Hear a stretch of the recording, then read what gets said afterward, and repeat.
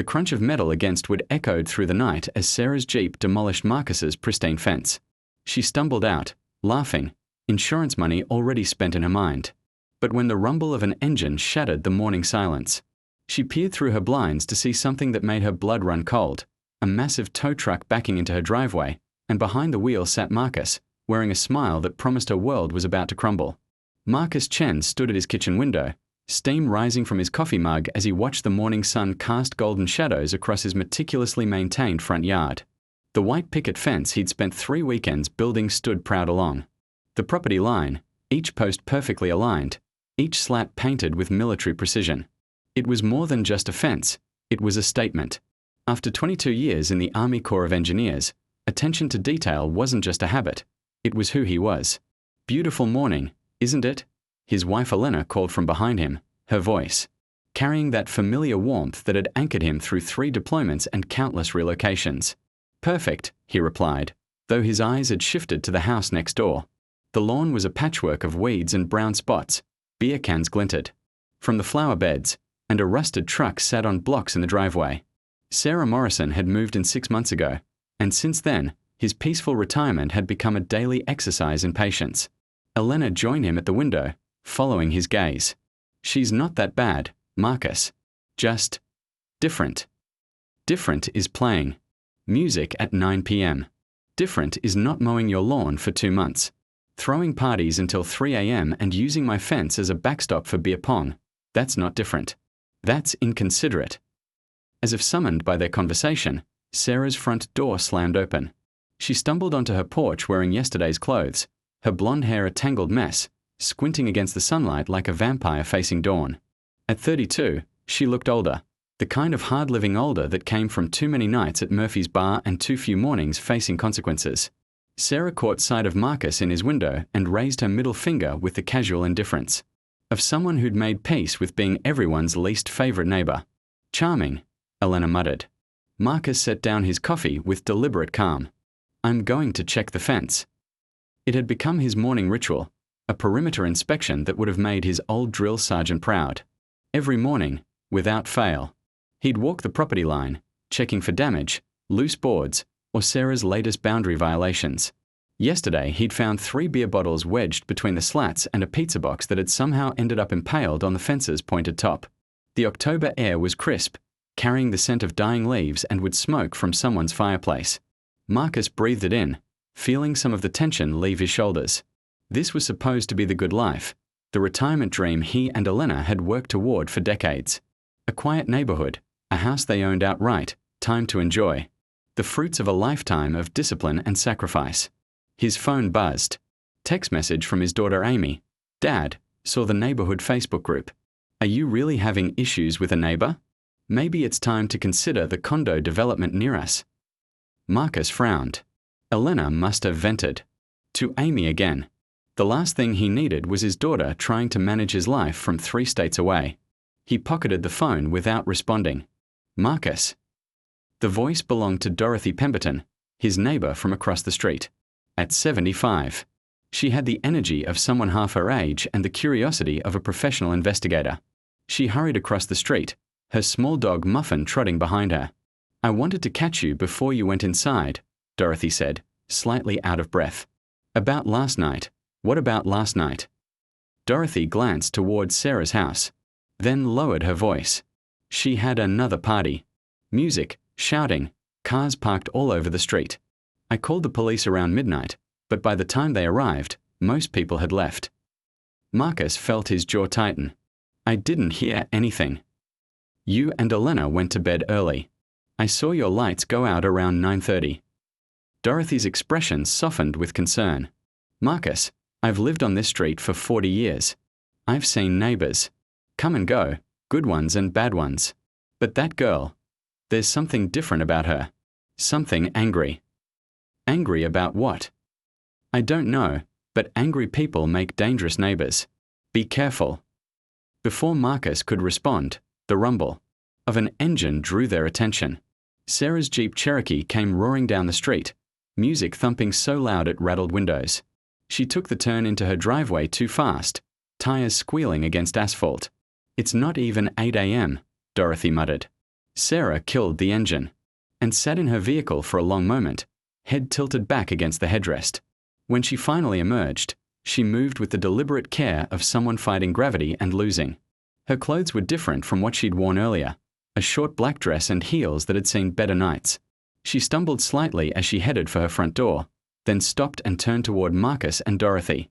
Her eyes were bloodshot, makeup smeared, but her gaze held a sharp focus that suggested she wasn't as drunk as she appeared. "Enjoying the show?" she called out, her voice carrying across the yard with surprising clarity. Dorothy took a step closer to Marcus. "We should go inside." But Marcus found himself rooted in place, studying Sarah with the same analytical attention he'd once applied to structural engineering problems. 22 years in the military had taught him to read people, to spot the difference between someone who was merely troubled and someone who was genuinely dangerous. Sarah laughed, a sound devoid of humor. "That's right, old man. Keep staring. Keep judging. Keep thinking you're better than me." "I don't think I'm better than anyone," Marcus replied, his voice carrying across the distance between them. "I just think we all have a responsibility to our neighbors." Responsibility? Sarah's laugh turned bitter. "That's rich. You want to talk about responsibility? Let me tell you about responsibility." She started walking toward them, her heels clicking against the pavement with each unsteady step. Dorothy's grip tightened on Muffin's leash. "My ex-husband was responsible," Sarah continued, her voice rising. "Responsible husband, responsible father, responsible member of the community. Right up until he emptied our bank accounts and ran off with his secretary. Left me with nothing but debt and a house I can barely afford." She was at the edge of her driveway now, separated from Marcus by only the width of the street. Up close, he could see the pain behind the anger, the exhaustion that went deeper than a lack of sleep. "So forgive me if I don't give a damn about your perfect little fence and your perfect little life. Some of us are just trying to survive." With that, she turned and stalked toward her house, leaving Marcus and Dorothy standing in uncomfortable silence. "I feel sorry for her," Dorothy said quietly. Marcus watched Sarah disappear through her front door. "So do I. But feeling sorry for someone doesn't mean letting them destroy your peace of mind." The rest of the day passed without incident. Marcus spent the morning working in his garage, organizing tools with the same methodical precision he'd once applied to military supply chains. Elena tended to her garden, preparing the flower beds for winter. It was the kind of quiet, productive day that had defined their retirement, until the phone rang at 4 o'clock. "Mr. Chen, this is Officer Rodriguez with the Metro Police. We've had a complaint about a dispute between you and your neighbor." Marcus felt his stomach drop. "What kind of complaint?" "According to the report, you've been harassing a Ms. Sarah Morrison, making threats, trespassing on her property, that sort of thing." "That's not true." "I'm sure it's not, sir. These neighbor disputes usually get blown out of proportion. But I need to document that we spoke with you. Are you available for a brief conversation this afternoon?" An hour later, Officer Rodriguez sat in Marcus's living room, notepad in hand. He was younger than Marcus had expected, maybe 30, with the kind of earnest demeanor that suggested he took his job seriously. "So tell me your side of the story," Rodriguez said. Marcus laid out the facts with the same precision he'd once used in military briefings. The late-night parties, the property damage, the general disregard for neighborhood standards. He kept his tone neutral, professional, letting the facts speak for themselves. "And you've never confronted Ms. Morrison directly?" "Only this morning, when she made some comments about responsibility. But I wouldn't call it a confrontation. More like a conversation across the street." Rodriguez made notes. "She claims you've been watching her house, following her movements, making her feel unsafe." "I check my fence every morning. It's my property. If she feels unsafe because I'm maintaining my own yard, that's not my problem." "Fair enough." Rodriguez closed his notepad. "Mr. Chen, can I give you some unofficial advice?" Marcus nodded. "I've been doing this job for 8 years. I've seen a lot of neighbor disputes, and they almost always escalate before they get resolved. People dig in, take sides, and before you know it, someone's doing something stupid that lands them in real legal trouble. What are you suggesting?" "Maybe consider talking to a mediator." Sometimes having a neutral third party can help people find common ground.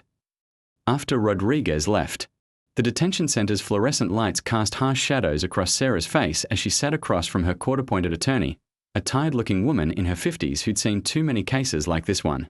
Sarah's hand shook slightly as she reached for the paper cup of vending machine coffee, the caffeine doing little to cut through the fog of her hangover.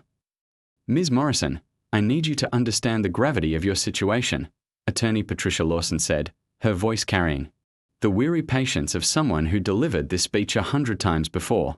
DUI, property damage, reckless endangerment, these aren't minor infractions.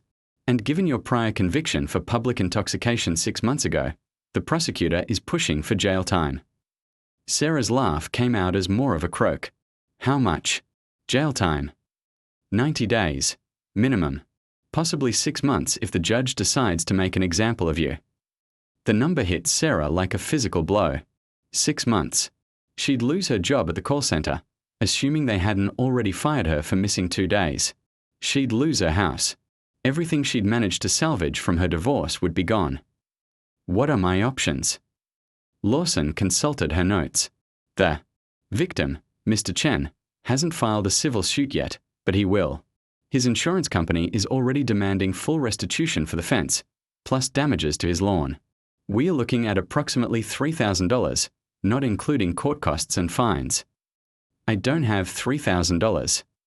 Then you need to find it, or you'll be looking at additional charges for failure to pay restitution. Lawson leaned forward, her expression softening slightly. "Sarah, I've been doing this for 20 years. I've seen people in your situation turn their lives around, and I've seen them spiral into deeper trouble. Which direction you go depends on the choices you make in the next few weeks." 3 hours later, Sarah walked out of the detention center, into the crisp October afternoon, her mind racing with numbers she couldn't afford and consequences she couldn't escape. The bail bondsman had taken her grandmother's ring as collateral, the only thing of value she had left. Now she had 48 hours to figure out how to rebuild her life before it collapsed completely. Her Jeep was in the impound lot, towed there after the accident.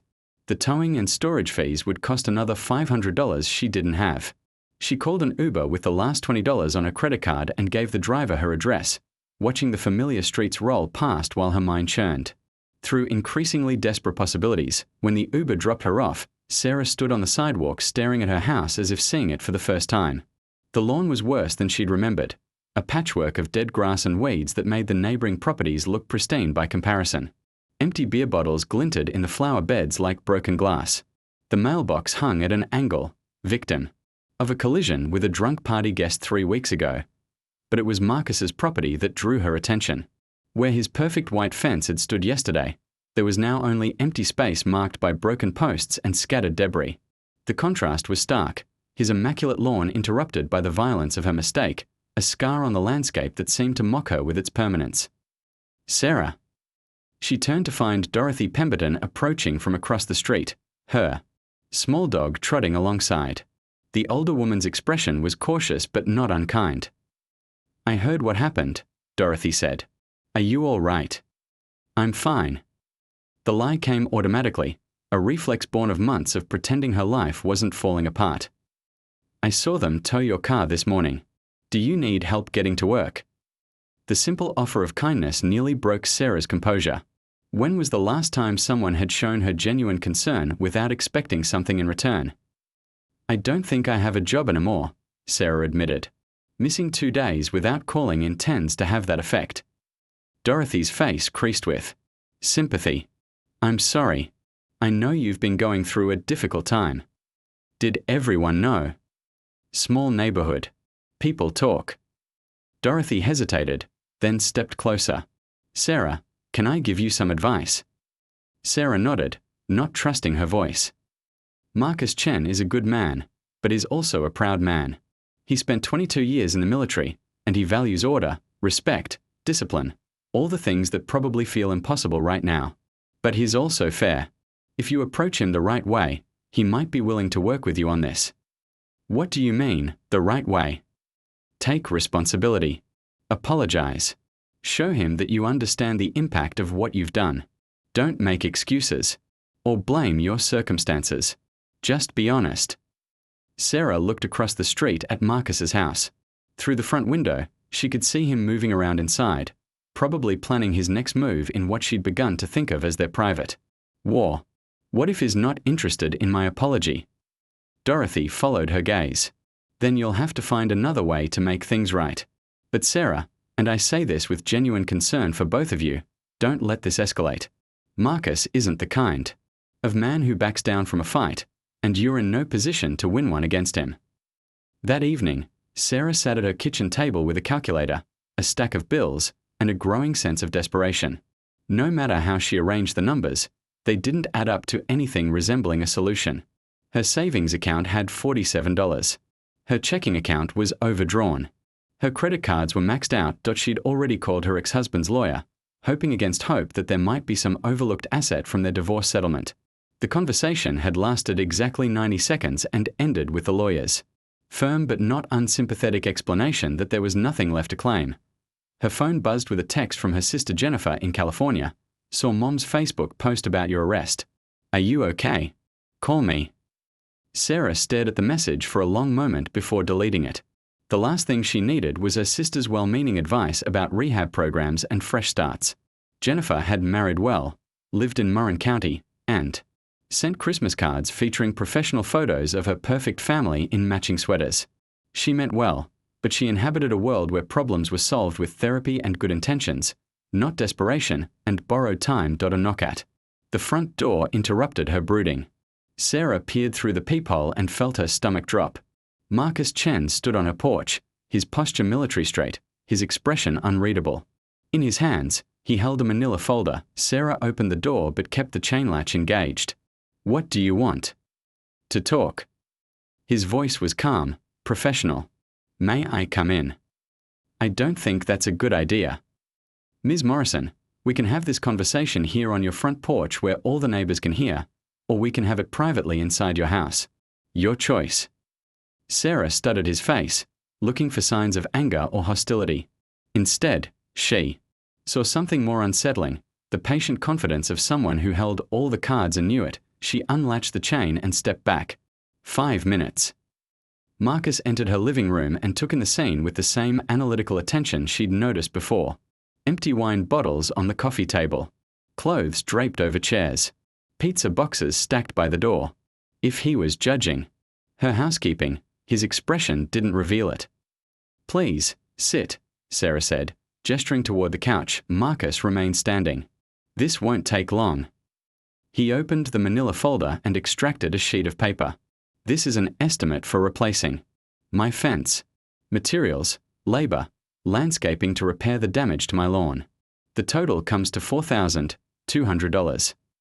Sarah's knees went weak. That's more than your lawyer told me. You've spoken to an attorney. Court appointed. After my arrest. Marcus nodded as if this was expected. The initial estimate was conservative. This one accounts for the full scope of the damage, including the sprinkler heads your vehicle destroyed and the cost of reseeding the affected area. I don't have that kind of money. I know. Marcus placed the estimate on her coffee table, which is why I'm here to discuss alternatives. Sarah felt a flicker of hope. What kind of alternatives? I've done some research on your situation, Ms. Morrison. Your divorce was finalized 8 months ago. Your ex-husband left you with significant debt and a mortgage you can barely afford. You worked, at a call center making $12 an hour.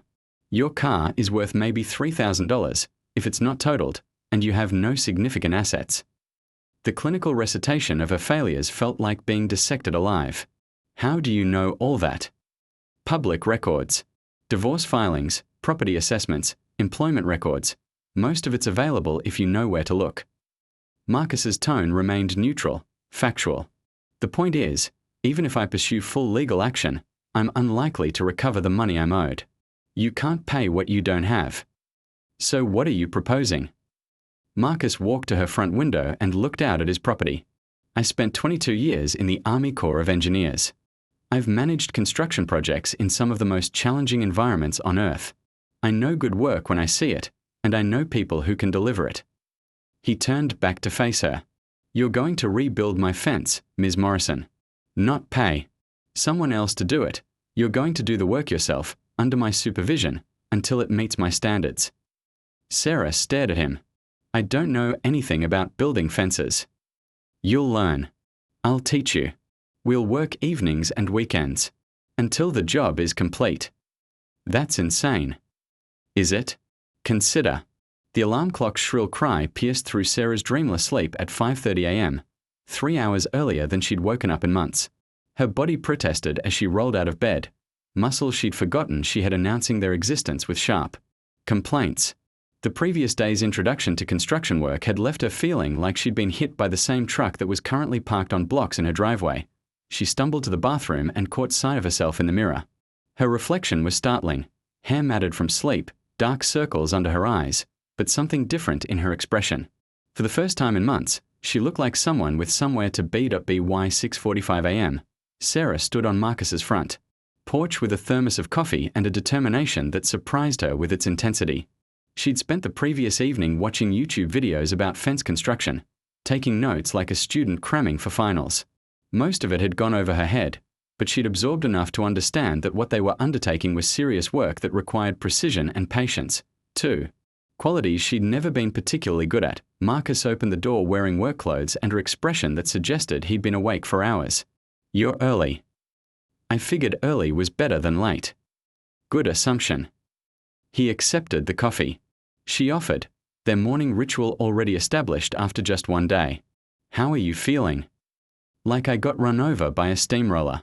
But I'm here. The soreness will pass. Your body will adapt. Marcus stepped aside to let her in. Elena made breakfast again. She's convinced you're too thin. The warmth of the Chen household enveloped Sarah as she followed Marcus to the kitchen. Elena stood at the stove, scrambling eggs with the same methodical precision her husband applied to construction projects. The morning light streaming through the windows cast everything in a golden glow that made the scene feel almost surreal. Sarah. Morrison, neighborhood pariah, sharing breakfast with the people she'd wronged. Good morning, dear, Elena said without turning around. How did you sleep? Better than I expected. Sarah took her place at the kitchen table, which had become her designated spot. Thank you for breakfast. You really don't need to. Nonsense. Elena placed a plate of eggs, toast, and fresh fruit in front of her. My grandmother always said that good work starts with a good breakfast. Besides, I like having someone to cook for again. Marcus joined them at the table with his own plate and the morning newspaper. Amy called last night, he told Elena. She's concerned about our neighbor situation. What did you tell her? That we are handling it appropriately. Marcus glanced at Sarah. My daughter thinks we should move to a retirement community. She's worried that dealing with neighborhood problems is too stressful for people our age. Sarah felt heat rise in her cheeks. I'm sorry. I never meant for this to affect your family. Every action has consequences that ripple outward, Marcus said matter-of-factly. The question is whether those consequences ultimately make things better or worse. Elena shot her husband a look that Sarah was beginning to recognize as the universal expression of wives who thought their husbands were being too philosophical before coffee had fully kicked in. What Marcus means, Elena said, is that Amy worries too much, and sometimes good things come from unexpected places. After breakfast, they walked to Marcus's garage, where he'd laid out the day's materials with military precision. Fence posts, bags of concrete mix, a post-hole digger that looked like a medieval torture device, and various tools whose purposes Sarah could only guess at. Today we establish the foundation, Marcus announced. Everything else depends on getting the posts set correctly. If the foundation is wrong, nothing that follows will be right. Sarah picked up the post-hole digger, surprised by its weight. How deep do the holes need to be? 2.5 feet for the corner posts, 2 feet for the rest. The rule is 1/3 of the post height plus 6 inches. Marcus demonstrated the proper technique, driving the digger into the earth with controlled force. The key is to keep the hole straight and true. Any deviation will affect the entire fence line. The work was harder than Sarah had anticipated. The October ground was packed hard from a summer drought, and each hole required dozens of carefully positioned strikes with the digger. Her hands blistered within the first hour, despite the work gloves Marcus had provided. Sweat stung her eyes as she struggled to maintain the rhythm he'd shown her. Take a break, Marcus said after watching her battle with a particularly stubborn section of earth. I'm fine. You're frustrated, which leads to mistakes. In construction, mistakes compound. He handed her a water bottle. 5 minutes. Then we'll tackle it together. Sarah gratefully accepted the water and sat on Marcus's back porch steps, watching him effortlessly drive the post-hole digger into the same spot she'd been fighting with. Each strike was precise, economical, effective. There was a grace to his movements that spoke of decades of physical labor performed with intelligence rather than brute force. How long did it take you to get that good at it? She asked. Which part? The technique or the patience? Both, I guess. Marcus paused in his digging. The technique came fairly quickly, maybe a few weeks of regular practice. The patience took years. I used to attack every problem like it was an emergency that needed to be solved immediately. Had to learn that construction is about steady progress, not heroic efforts. When did you learn that? Afghanistan, actually. We were rebuilding a bridge that had been destroyed by an IED. My first instinct was to work around the clock, push the crew to exhaustion, get it done as fast as possible. My sergeant major, a guy named Rodriguez who'd been in construction since before I was born, pulled me aside and said something I'll never forget. Sarah found herself genuinely curious. What did he say? He said, Lieutenant, this bridge has been broken for 3 months. Another 3 days won't kill anyone, but trying to build it wrong because you're in a hurry just might. Marcus resumed his digging. Best construction advice I ever received. Good work takes the time it takes. By lunch, they'd completed 4 post holes, each one inspected and approved by Marcus's exacting standards. Sarah's entire body ached, but she felt a satisfaction she hadn't experienced in years, the deep contentment that comes from accomplishing something difficult through sustained effort. Elena brought them sandwiches and lemonade, setting up an impromptu picnic on the back porch. As they ate, Sarah became aware of the neighbor's attention. Dorothy Pemberton walked her dog past the back fence 3 times in 10 minutes, each pass slower than the last. A woman Sarah didn't recognize found excuses to work in her garden while maintaining clear sight lines to the Chen backyard. They're all watching, Sarah observed. Of course they are, Elena replied. Neighborhood drama is better than television.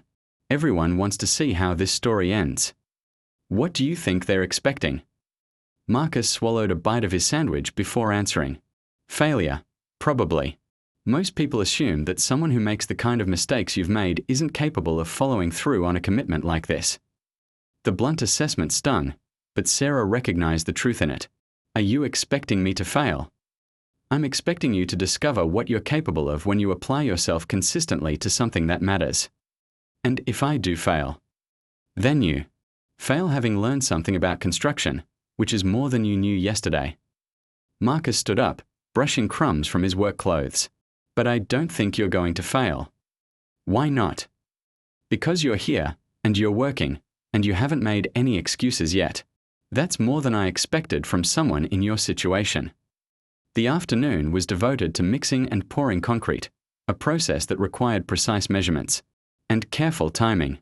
Marcus showed Sarah how to blend the dry mix with water until it reached the proper consistency, how to pour it around the posts without creating air pockets, how to check for level and plumb while the concrete was still workable. Concrete has a working time, he explained as they positioned the first corner post. Once you start mixing, you're committed. There's no pausing, no do-overs. You have to get it right the first time. Sarah found herself intensely focused on the task, her world narrowing to the immediate requirements of keeping the post straight while Marcus poured concrete around its base. The rhythm of the work was hypnotic. Measure, mix, pour, check, adjust. Each post set correctly was a small victory that built towards something larger. Why is this corner post so important? She asked as Marcus used a level to make minute adjustments. To its position. Because everything else references from the corners. If this post is wrong, every other post will be wrong, and the entire fence will be crooked. He stepped back, satisfied with the alignment. In construction, we call these control points, positions that determine the accuracy of everything. That follows. Like life, I guess. Marcus glanced at her with surprise. How so? Sarah wasn't sure where the thought had come from, but she found herself articulating it anyway. I mean, there are moments when you make decisions that affect everything that comes after. Control points. And if you get them wrong, everything that follows is compromised, Marcus finished. That's a remarkably insightful observation. Don't sound so surprised. I may be a screw-up, but I'm not stupid. I never thought you were stupid. Self-destructive, maybe. Lacking. The third week of construction brought an unseasonable warm spell that turned October into a preview of summer. Sarah arrived at Marcus's house at dawn to find him already in the backyard, surveying their progress with the critical eye of a man who'd spent decades building things that couldn't afford to fail. The fence posts stood in perfect alignment, each one plumb and level, each spacing measured to military precision. But now came the real test, attaching the horizontal rails that would provide the framework for the entire structure. One mistake in measurement or angle would cascade through the entire project, creating gaps, sags, or structural weaknesses that would haunt them for years. Morning, Sarah called, carrying 2 cups of coffee from the diner down the street. The ritual had evolved over the past weeks. She'd stopped accepting Elena's breakfast hospitality, preferring to contribute. Something rather than always being on the receiving end of their generosity, Marcus accepted the coffee with a nod of appreciation. Sleep well. Better than I have in months. It was true. The physical exhaustion from construction work had replaced the restless anxiety that had plagued her since the divorce.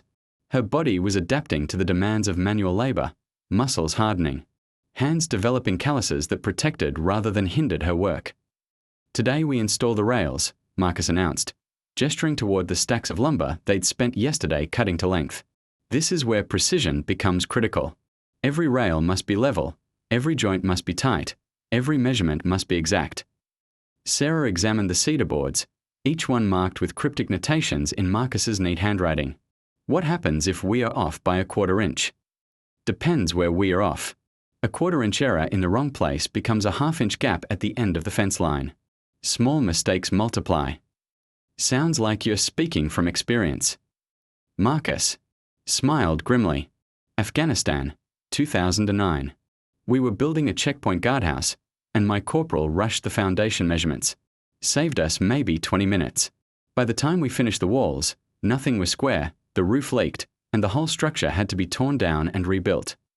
Did you get in trouble? I got educated.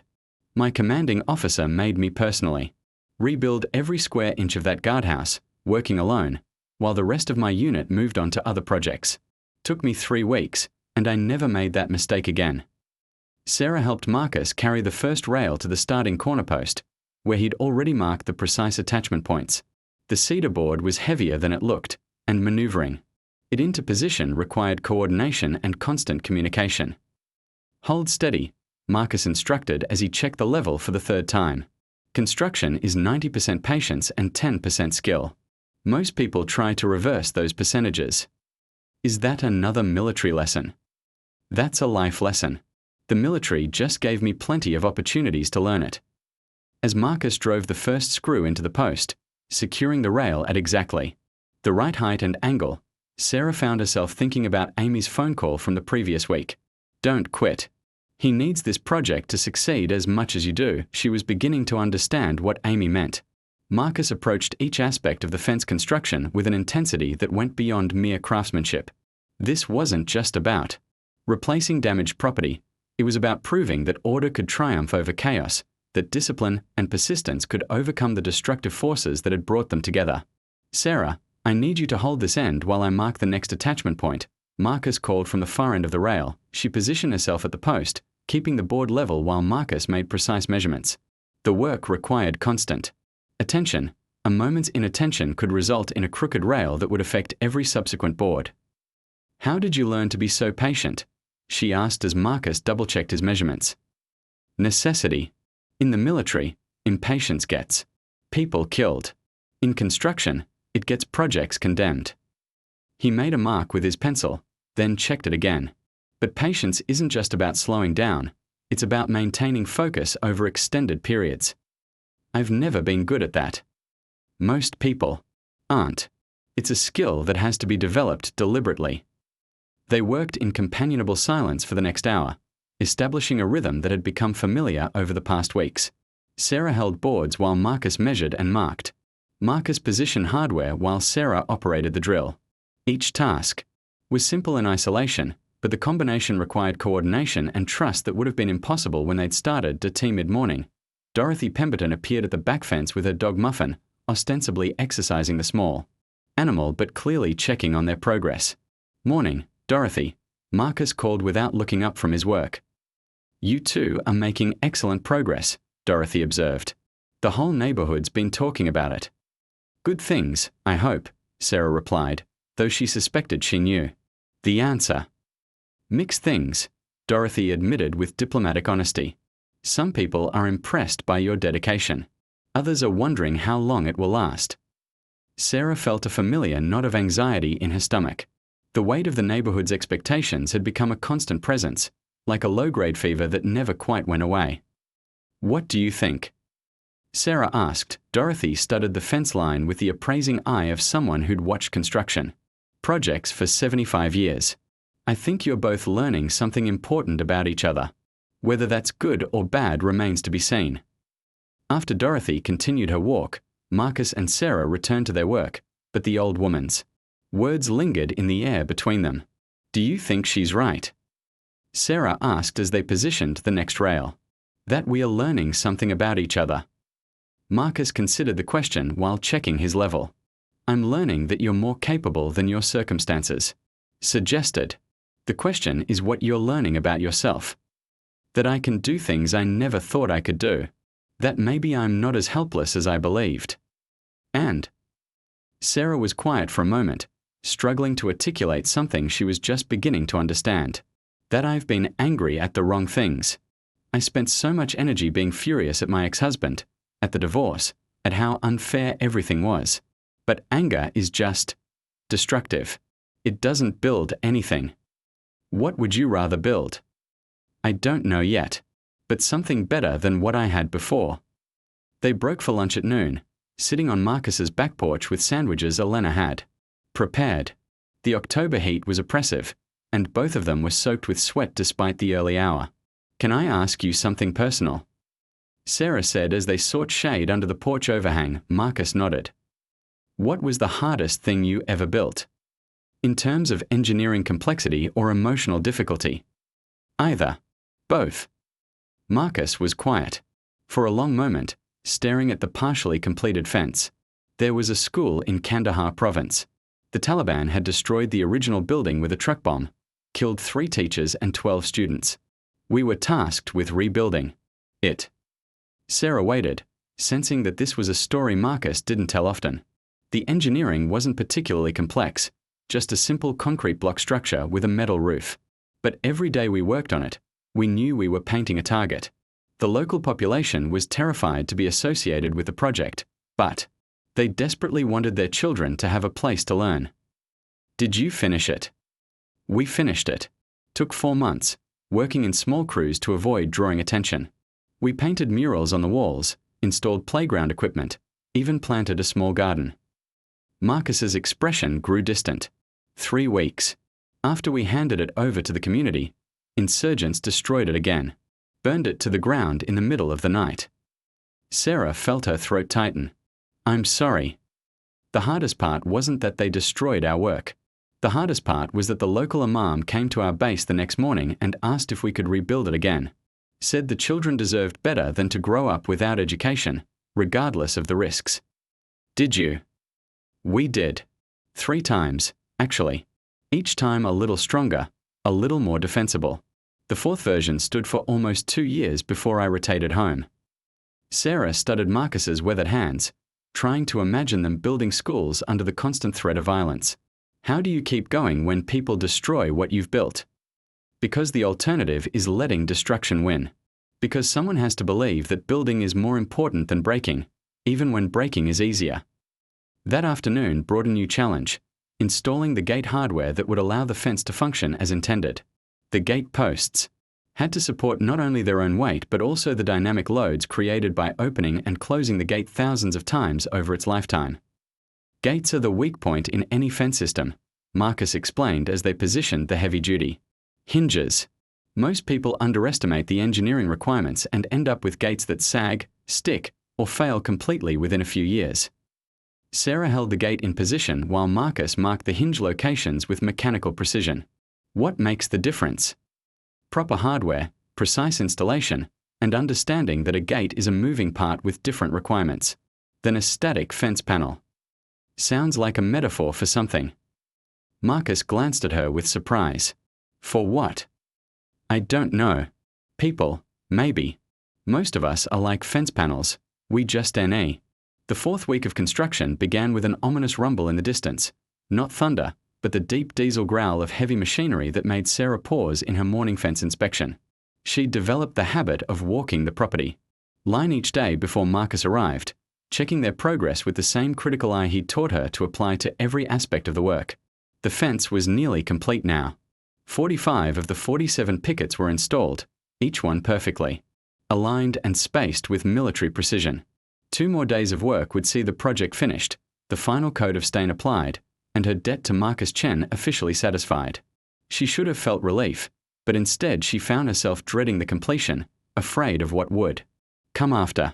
The diesel rumble grew louder, accompanied by the hydraulic whine of heavy equipment under load. Sarah walked to her front yard and felt her stomach drop. A massive tow truck was backing into her driveway, its operator clearly preparing to hook up to something. Behind the wheel, she could see a familiar figure in work clothes and a baseball cap. Marcus Chen sat in the driver's seat of the tow truck, wearing an expression of calm determination that Sarah had learned to associate with moments when he'd made a decision that couldn't be reversed. Her first instinct was panic. Had she somehow violated the terms of their agreement? Had he decided to pursue legal action after all? But as she watched him maneuver the truck with professional competence, a different possibility occurred to her, one that made her blood run cold. The rusted pickup truck that had sat on blocks in her driveway for 8 months. The vehicle her ex-husband had left behind when he cleaned out their bank accounts and disappeared with his secretary. She'd been too broke to have it towed, too defeated to deal with one more symbol of her failed marriage. It had become part of the landscape, as permanent and depressing as the weeds in her flower beds. Marcus was stealing her truck. Sarah ran toward the driveway, her work boots slipping on the dew-wet grass. What the hell are you doing? Marcus climbed down from the cab with the unhurried movements of someone who'd anticipated this confrontation. Good morning, Sarah. You're up early. Don't you dare good morning me. What are you doing with my truck? I'm removing an abandoned vehicle from residential property in violation of City Ordinance 847-3. Marcus pulled a clipboard from the truck's cab, consulting it with official gravity. According to city records, this vehicle hasn't been registered or insured in 8 months. That's my truck. Is it? Marcus held up a sheet of paper.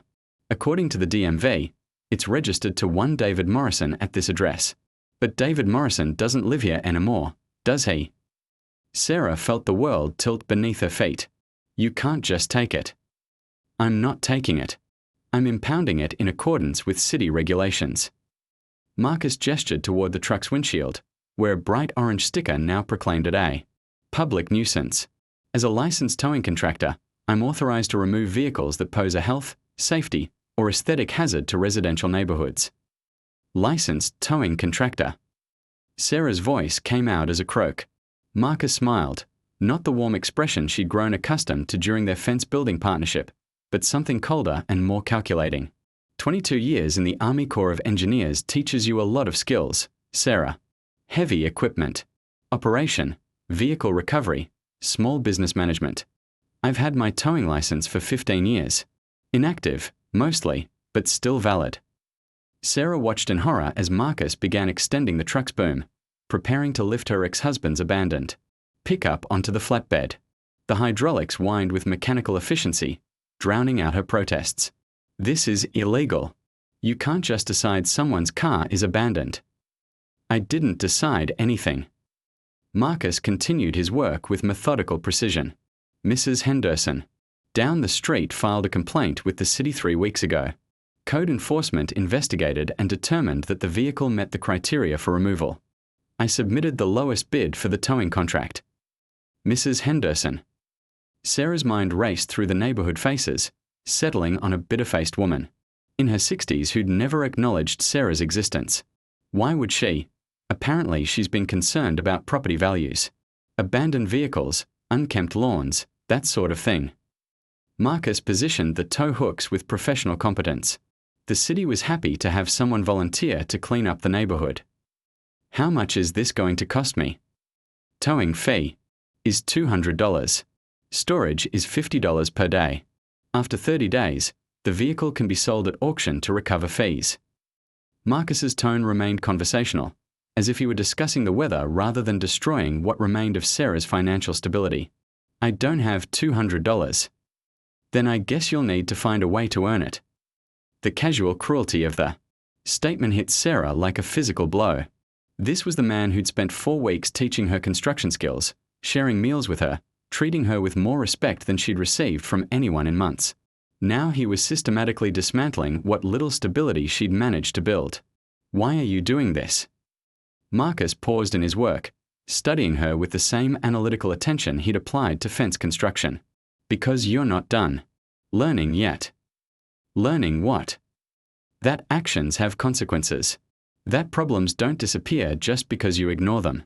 That responsibility means dealing with difficult situations, not waiting for someone else to handle them. The abandoned truck groaned as the tow boom lifted it off its blocks, hydraulics straining against the dead weight of neglect and rust. Sarah felt something inside her chest tighten as she watched 8 months of avoidance and denial being dragged into the harsh light of accountability. I was going to deal with it eventually, she said weakly. When? After it started leaking. Oil into the groundwater? After the city condemned your property? After the neighborhood association filed a lawsuit? Marcus secured the truck with chains and binders, each movement precise and professional. Sarah, you've spent 4 weeks learning to build something, but you've never learned to take responsibility for cleaning up your messes. The fence was taking responsibility. The fence was paying a debt. This is different. Marcus walked around the loaded truck, checking the chains and lights with military thoroughness. This is about accepting that you can't move forward while you're still carrying the wreckage of your past. So you decided to steal my truck to teach me a lesson.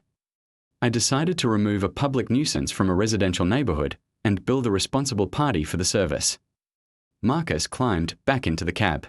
What you do with that information is up to you. Sarah stood in her driveway watching the tow truck disappear down the street, carrying with it the last physical remnant of her marriage and what felt like the last shred of her dignity. The empty oil stain on her driveway seemed to mock her, a perfect outline of another problem she'd been too weak or too stupid or too overwhelmed to address. Her phone buzzed.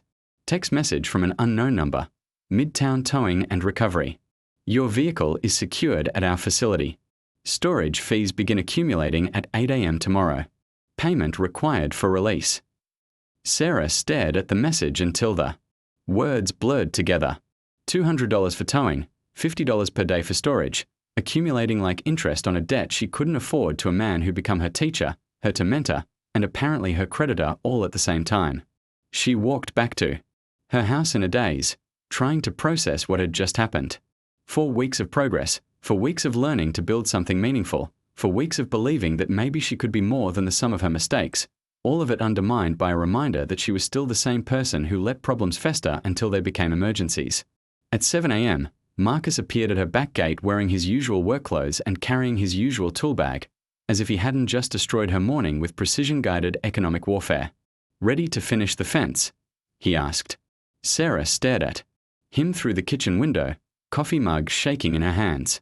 Part of her wanted to march outside and tell him exactly what she thought of his teaching methods. Part of her wanted to call the police and report the truck theft, even though she suspected he'd covered all the legal angles. But mostly she just felt tired, the bone-deep exhaustion of someone who'd thought she was making progress only to discover she'd been walking in circles. She opened the back door but didn't step outside. I don't understand you.